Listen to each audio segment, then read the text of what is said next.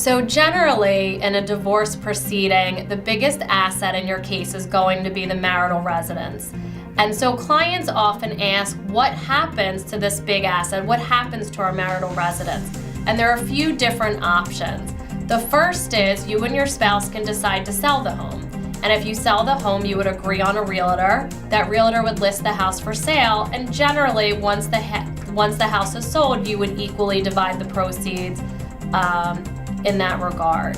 The next thing that you can do, if you feel strongly that you want to maintain the house, and maybe it's better for you and the children to remain in the house pending the divorce, you would buy out your spouse's interest in the house.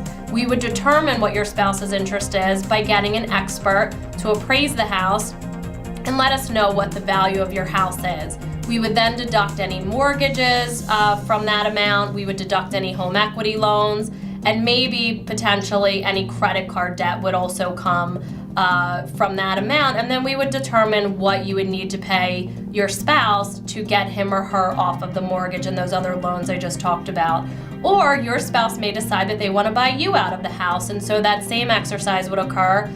Instead of you paying your spouse money to retain the home, they would pay you money to retain the home, with getting an expert to tell us again what the value of that particular home is.